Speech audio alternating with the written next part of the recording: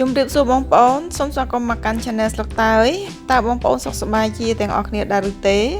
នេះខ្ញុំសង្ឃឹមថាបងប្អូននឹងមានសុខសុវត្ថិភាពទាំងអស់គ្នាក្នុងខណៈពេលនេះនៅពេលនេះខ្ញុំសូមបង្ហាញជូនបងប្អូនអំពីរបៀបធ្វើកាពិឆា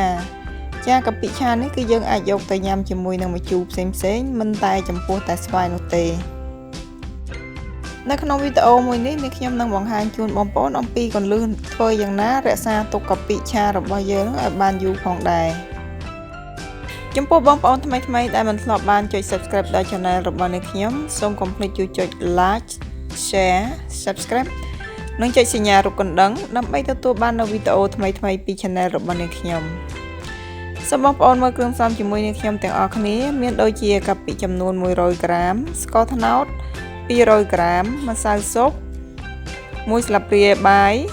ខ្ទឹមសខ្ទឹមក្រហមហើយនិងម្ទេសចំពោះខ្ទឹមសខ្ទឹមក្រហមហើយនិងម្ទេសគឺយើងត្រូវតែចិញ្ច្រាំឲ្យម៉ត់ដោយឡែកខ្ទឹមក្រហមគឺយើងត្រូវតែហាន់ជាបន្ទះស្ដើងៗនេះគឺជាកាពិដែលខ្ញុំបានត្រាំទឹកឲ្យរីកចំនួនប្រហែលជា1ម៉ោងទុកចោលមុននឹងយកកាពិនោះមកបំបែកឲ្យបែកម៉ត់ការធ្វើបែបនេះគឺដើម្បីងាយស្រួលនៅក្នុងការឆាកាពិចំណែកឯខ្ទឹមក្រហមគឺយើងត្រូវតែហាន់ជាបន្ទះស្ដើងបន្ទាប់មកគឺខ្ញុំយកខ្ទឹមក្រហមដែលបានហាន់ជាបន្ទះស្ដើងហ្នឹងយកទៅប្រឡាក់ជាមួយនឹងម្សៅបំពងចាគឺខ្ញុំប្រើម្សៅបំពងបែបនេះបងប្អូនអាចប្រើម៉ាកណាក៏បានដែរ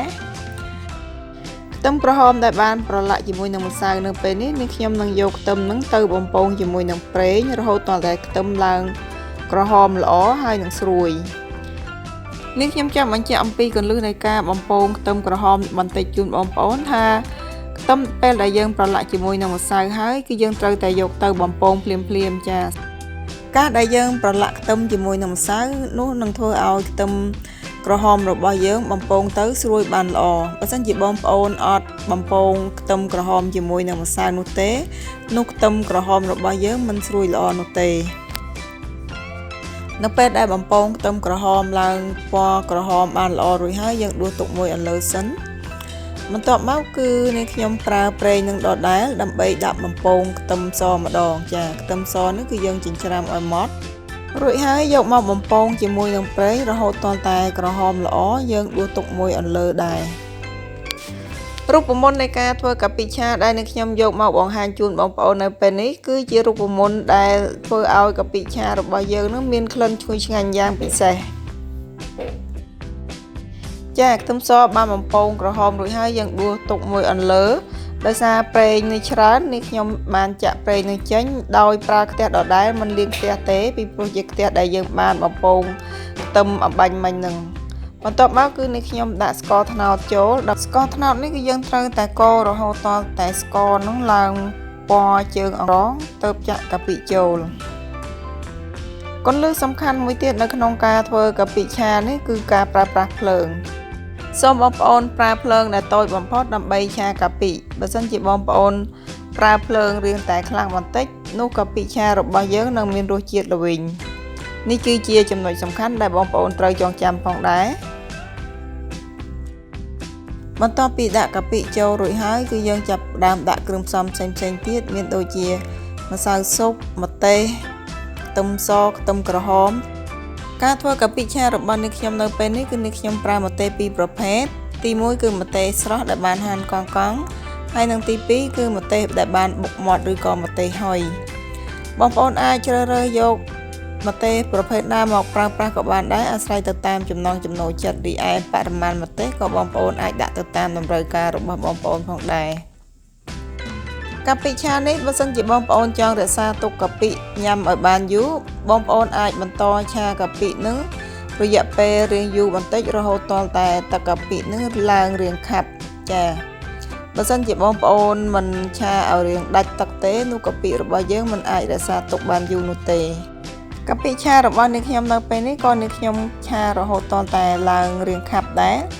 ចាបើនៅពេលនៅក្តៅគឺកាពិរបស់យើងនៅរៀងរាវទេចានៅពេលដែលទុកឲ្យត្រជាក់នោះកាពិរបស់យើងឡើងខាប់ខ្លាំងមែនតែន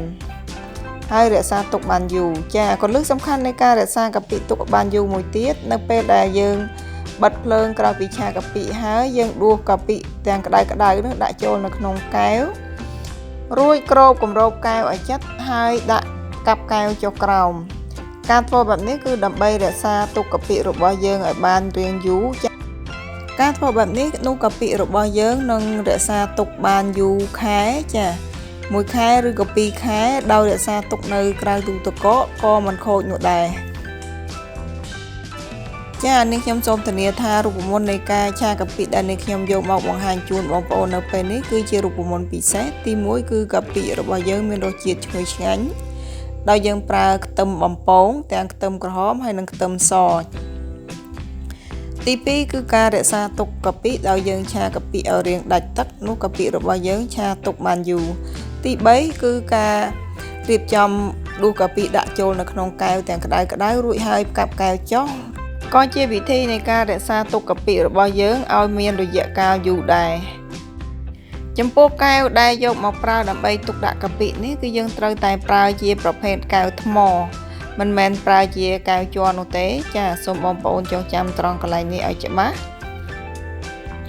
នេះខ្ញុំបានសង្ខេបជូនបងប្អូននៅចុងក្រោយនេះហើយអំពីគន្លឹះនៃការធ្វើកាពិឆាឲ្យមានរសជាតិឈ្ងុយឆ្ងាញ់និងការរក្សាទុកកាពិឲ្យមានរយៈកាលយូរសូមអរគុណបងប្អូនចំពោះការតាមដានទស្សនាវីដេអូរបស់នេះខ្ញុំតាំងពីដើមរហូតដល់ចប់អំពីគន្លឹះនៃការធ្វើកាពិឆានៅពេលនេះចំពោះបងប្អូនថ្មីដែលបានចូលមើលវីដេអូរបស់នេះខ្ញុំហើយមិនទាន់បានចុច Subscribe សូមកុំភ្លេចជួយចុច Like Subscribe និងចុចសញ្ញារូបកណ្ដឹងដើម្បីទទួលបានវីដេអូថ្មីពី Channel របស់នេះខ្ញុំហើយក៏ជាកម្លាំងចិត្តដើម្បីឲ្យនេះខ្ញុំផលិតវីដេអូថ្មីជាបន្តទៅទៀតជូនបងប្អូននៅពេលនេះខ្ញុំសូមអរគុណសូមជម្រាបលាជួបគ្នានៅវីដេអូថ្មីក្រោយៗជាបន្តទៅទៀត